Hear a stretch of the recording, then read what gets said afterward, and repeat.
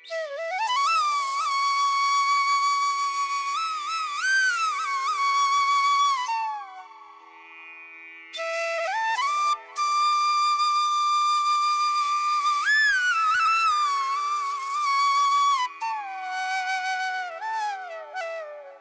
বন্ধুরা, কেমন আছো তোমরা সবাই? আশা করছি সবাই খুব ভালো আছো, সুস্থ আছো। আমার নতুন একটি ব্লগে তোমাদের সবাইকে জানাই অনেক স্বাগত, অনেক ভালোবাসা। ঘুরে ফিরে কীরকম আবার ঠান্ডাটা চলে এসছে না, দোনোমনো করছিলাম জানো তো সেদিনকে সোয়েটারগুলো তোলার জন্য। কিন্তু তারপরে আবার ভাবলাম যা গরম পড়ে গেছে আর আলনাটার ওখানটাও জাম হয়ে যাচ্ছে, কারণ কেউই তো সোয়েটার গায়ে দিচ্ছি না, করে সব ঢুকিয়ে ফেলেছি। এখন মনে হচ্ছে রিটার্ন যেন আবার সব বার করতে হবে। আজকে সকালবেলায় তো মারাত্মক ঠান্ডা লাগছিল, খালি পায়ে যেন মেঝের মধ্যে পায়ে দিতে পারছিলাম না, পায়ের তলা যেন জ্বালা করছিল। তারপরে তাড়াতাড়ি করে কল থেকে জল ভরলাম, জানো তো কলের জলটা বলি না গরম পড়ে, কলের জল ভরে সিঁড়ির ঘরে ঢাললাম। দেখো আগে সিঁড়ির ঘরটা ধোয়াতে নিয়েছি, ওদিকে উঠেছি তো সেই সকালবেলায়। তারপরে তোমাদের দাদাভাইয়েরও চা খাওয়া হয়ে গেছে, আর আমিও ঘরটা বাসি ঘরটা শুধু ঝাঁট দিয়ে তারপরেই বাইরে চলে এসেছি, বিছানা টিছানা তুলে বাইরে চলে এসেছি। এসেই আগে সিঁড়ির ঘরটা ধুয়ে দিচ্ছি। পা হাত পা পুরো জমে আছে, মনে হচ্ছে কাজ করতে ইচ্ছেই করছে না সকালবেলা, কিন্তু রোদের তাপ আছে, রোদে গিয়ে দাঁড়ালে বেশ আরাম লাগছে, কিন্তু তার সাথে সাথে ঠান্ডাও লাগছে। দোল অবধি এরকম ঠান্ডা থাকবে, সামনে তো মাঘী পূর্ণিমা আসছে, ঠান্ডা তো থাকবেই। যাই হোক, দেখো ওদিকে সিঁড়ির ঘরটা ধুয়ে এখন রাস্তাটা ভালো করে ঝাড় দিয়ে দিচ্ছি। প্রত্যেক দিনই ভাবি একটা ব্লিচিং পাউডার আনবো, কিন্তু ওই যে ভুলে যাই। সব থেকে স্লিপ হয়েছে কোন জায়গাগুলো জানো? আমার এই ইট পাতা যেগুলো, এই ইটগুলো আমার মেন ব্লিচিং পাউডার এনে দিতে হবে এই ইটের ওপরেই। এই যে আমার জায়েদের পাইপটা গেছে দেখতে পাচ্ছ, ওদের পাইপটা না ঠিক আমাদের দরজার সামনে যেই জায়গাটায় দেখো জুতোগুলো রাখা, ওখানটায় ওদের পাইপটা ফাটা আছে। আর সবসময় জল পড়ে, জল পড়ে পড়ে ওই জায়গাটা পুরো স্লিপ হয়ে আছে। সেই কারণে ভাবছি একটু ব্লিচিং পাউডার আনবো, কিন্তু ওই যে ভুলেই যাই কাজের মাঝখানে। সেই পুজোর সময় করেছিলাম, আর তারপরে তো করা হয়নি। আমাদের যেহেতু সাদা সিমেন্ট, ওই কারণে কিন্তু বোঝা যায় না সামনে দূর থেকে দেখলে। সামনে থেকে দেখলে বোঝা যায় যে হ্যাঁ সত্যি একটু পরিষ্কার করার দরকার। তোমরা অনেকেই জিজ্ঞাসা করেছিলে এর আগেও যে দিদিভাই তোমার বাড়ির মেঝেগুলো খুব ভালো লাগে দেখতে, খুব মানে পুরো সাদা। তো জানো তো সাদা কালো দু রকমেরই সিমেন্ট আছে। তো সিমেন্ট যখন কেনা হয়েছিল তখন আমাদের বলেই নিয়েছিলাম মেঝে করার সময় যে সাদা সিমেন্ট দিতে, কারণ আমাদের যখন প্রথমবার ঘর ছিল তখন তো তোমরা দেখেছো লাল মেঝে, কিন্তু লাল মেঝের আগে আমাদের যখন প্রথম ঘর হয়েছিল তখন তো মেয়ে একদমই ছোট, 6 মাস বয়স। তো তখনের আমাদের মেঝের কালার ঠিক এরকম ছিল, কিন্তু 1 বছর বাদেই না মেঝে পুরো কালো হয়ে গেছিল। সেই কারণে ওই সাদা মেঝের অভিজ্ঞতা আমাদের তখনই হয়ে গেছে। এরপরে যখন ঘরে বাড়িতে পুরো মেঝে হলো তখন আমরা বলে সাদা সিমেন্টই নিয়ে এসেছিলাম। দেখতেও ভালো লাগে, দেখো কলপাটটাও কত ঝকঝক করে না, পুরো সাদা হয়ে থাকে।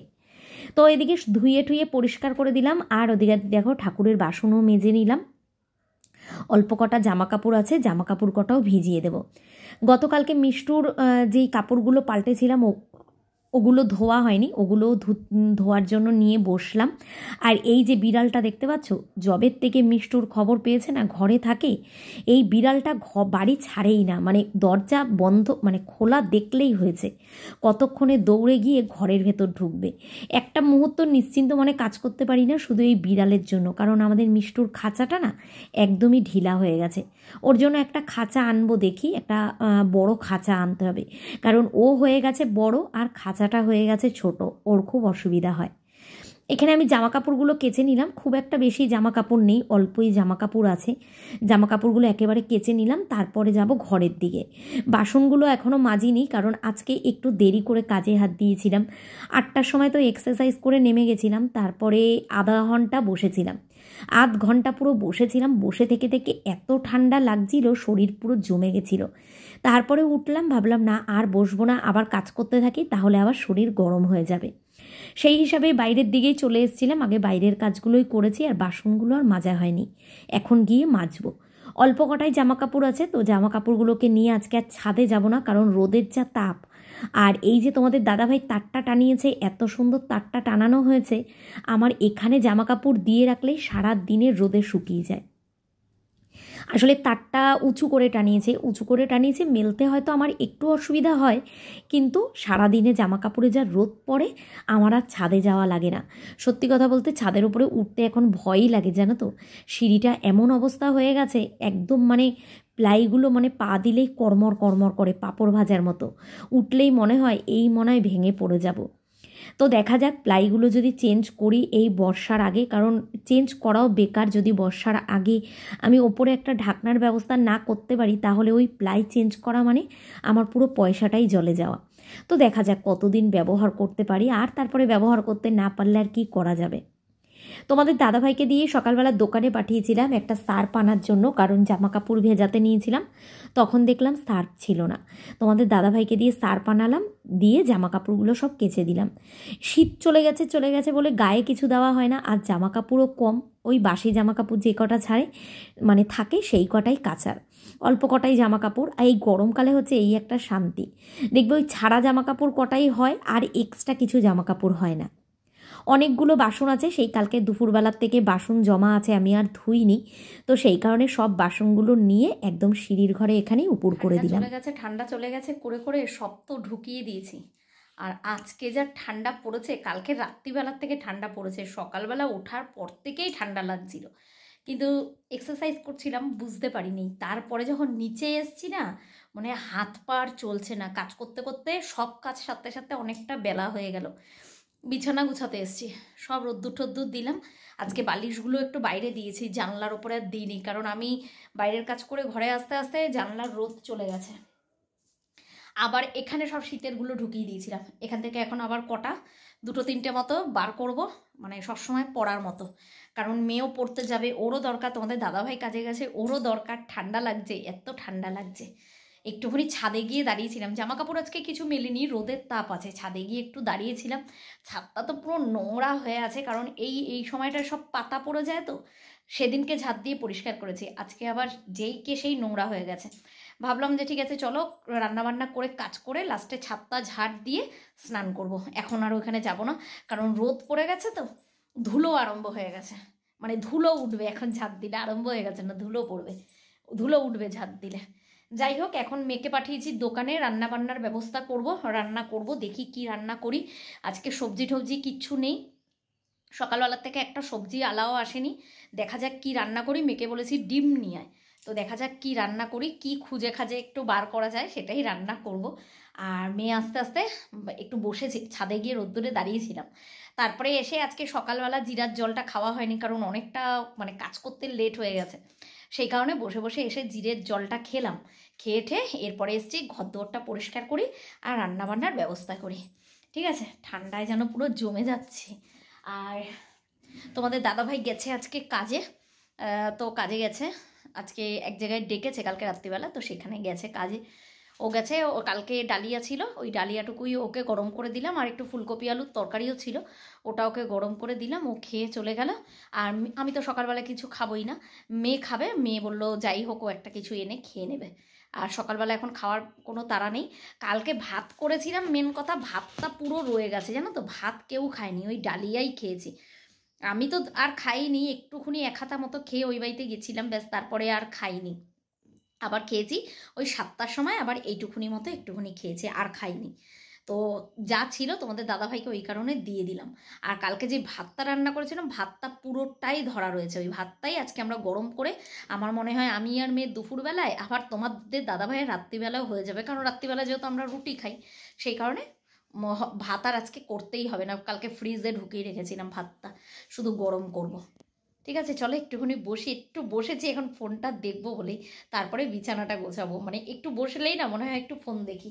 ওই যে মেয়ে চলে আসছে, দেখি কি রান্না বান্না করি, কেটে কুটে গুছিয়ে নিই, পরে তোমাদের দেখাচ্ছি। হঠাৎ ঘর থেকে বেরিয়েই যখন আমি বাইরের দিকে গেলাম না, যে বালিশগুলো একটু উল্টে দিই, আজকে বালিশগুলো ওই পাশের জমিতে, কি পাসনি, ক্রিম পাসনি, গোপালের দোকানে আছে, ও তারপরে গিয়ে নিয়ে আসবি। তো আমি বাইরে বেরিয়ে না হঠাৎ করে দেখেই পুরো অবাক হয়ে গেছি যে বাড়ির সামনে আবার কিসের ভিডিও ক্যামেরা ট্যামেরা হচ্ছে। তা ওই যে বাড়ির সামনে দিয়ে সব ম্যানহোলগুলো গেছে না, হয়তো তোমাদেরও হয়েছে, অনেকের তো ওগুলো চালুও হয়ে গেছে। আমাদের তো হয়েছিল সেই আমাদের ঘর করারও আগে, 2020-ও আগে। আমাদের ওই ম্যানহোলগুলো হয়েছিল। এতদিন তো কোনো লাইন চালু হয়নি। এবার আমি বাইরে বেরিয়ে ভাবছি ওখানে কিসের ভিডিও হচ্ছে। তো আমার যেরকম ট্রাইপড ওরকমই বড় হলুদ রঙের।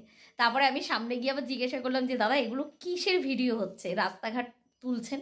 বলছে না না ভিডিও করছি না, এটা হচ্ছে আপনাদের বাড়ির সামনে সামনে সব ম্যানহোলগুলো হয়েছে, এগুলোরই লাইন চালু হয়ে যাবে এর মধ্যেই, সেই কারণে ওইগুলোর মাপঝোঁক হচ্ছে। তো আমি ভেবেছি বাবারে কিসের শুটিং টুটিং হচ্ছে। তো অবাক হয়ে গেছি দেখে। সেইটাই মেয়েকে জিজ্ঞাসা করলাম যে দেখেছিস? ও বললো ও রাস্তাতে নাকি দেখেছে গতকালই। তো আমাদের বাড়ির সামনে এইমাত্র করে গেল। আমাদের বাড়ির সামনে একটা আছে, যেখানটা আমি রাস্তায় বসে কাজ করতাম না কলপারে, ওখানেও একটা আছে। একদম আমার ওটা সুবিধা একদম। আমাদের ঘর তখন ওটা করতোই না, তোমাদের দাদাভাই আমরা সবাই জোর করাতে তখন ওটা করেছে, না হলে ওটা করতোই না তখন। আমাদের ঘরের সামনেটা বেশ সুবিধা হয় ওটা ঘরের সামনে থাকলে। আর যাদের বাড়ির সামনে জল ঠল ওঠে তাদের সুবিধা হয় না, তাদের আরও ঘেন্না লাগে ওগুলো। ঠিক আছে চলো একটু বসি, পরে কেটে কুটে নিই, তারপর দেখাচ্ছি।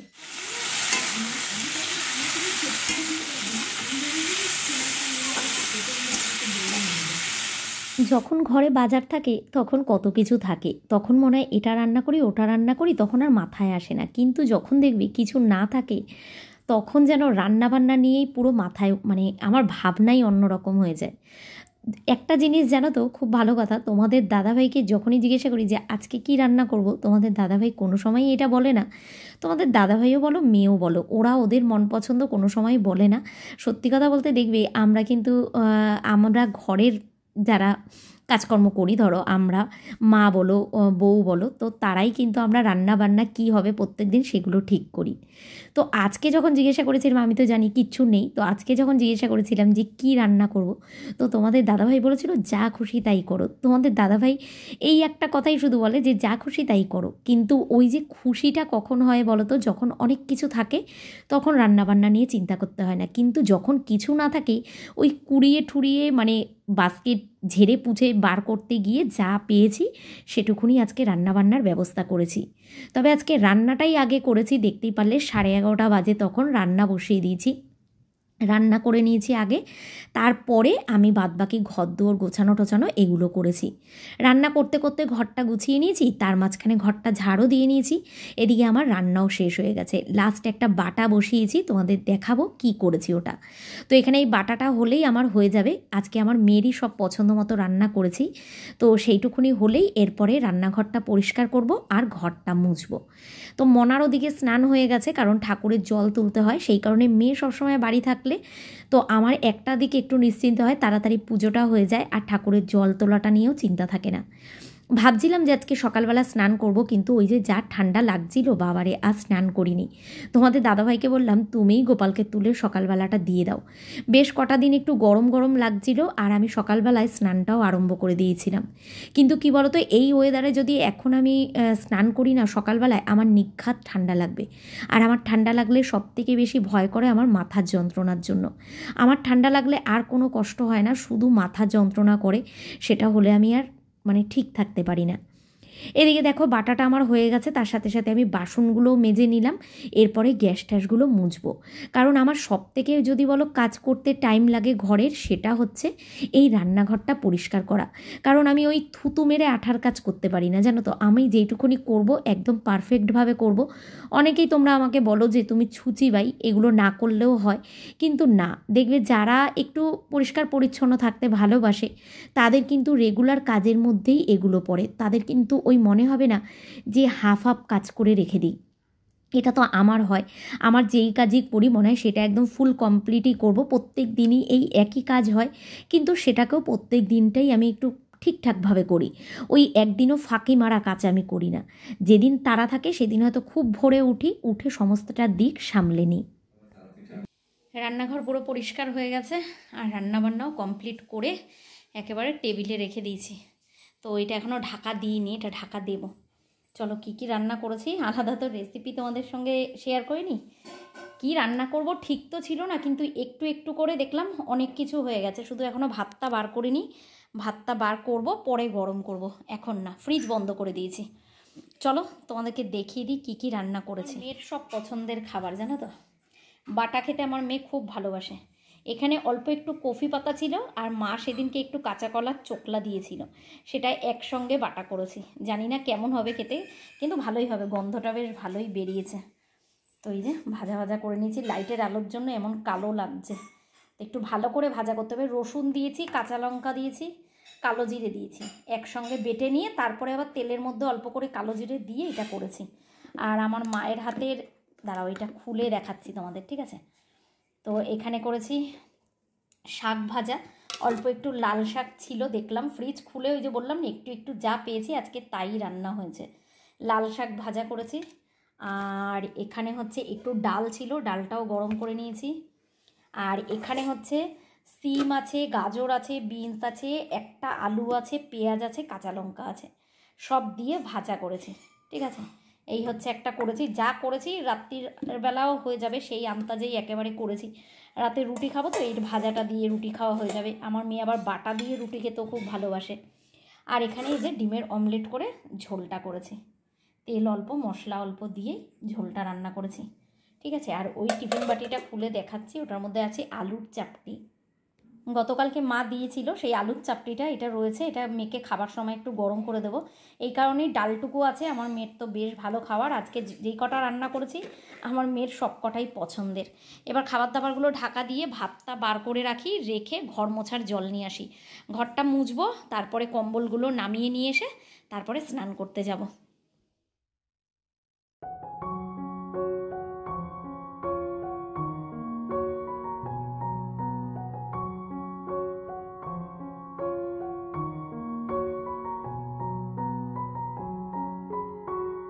এই ঘর মোছার মপটাও আমার যেন শত্রু হয়ে উঠেছে, কেন জানো? যখনই ভাবি কি আমি ঘর মুছতে আসি, তখনই না আমার এত বিরক্ত লাগে। প্রথম কটা দিন আমি বললাম যে এটাকে পাল্টে দেব, ফেলে দেব, ঠিক দেখি তার পরের দিন থেকেই এটা কত সুন্দর কাজ করছে। আবার কটা দিন ঠিক গেল, বেশ আরাম করে ঘর মুছছিলাম, তারপরে আবার এটার বিগাড় আরম্ভ হয়ে গেছে। ঘরটা মুছতে আসলেই কান্না পেয়ে যায়, কারণ আমি একদমই এটাকে মানে চেপড়াতে পারি না, বুঝেছো? এইভাবে ঘুরিয়ে ঘুরিয়ে আর কতটুকু জল বেরায়, জল জল করেই ঘরটা মুছতে হয়, তারপরে পাখা চালিয়ে দিই, এইভাবেই ঘর শোকায়। কিন্তু ওই যে যতবারই বাজারে যাই ততবারই আমি এটা আনতে ভুলে যাই, মাত্র 100 টাকা দাম, কিন্তু আনতে আর মনে থাকে না। আর আমি বাইরে আর বেরাই কোথায়, এই কারণেই মনে থাকে না।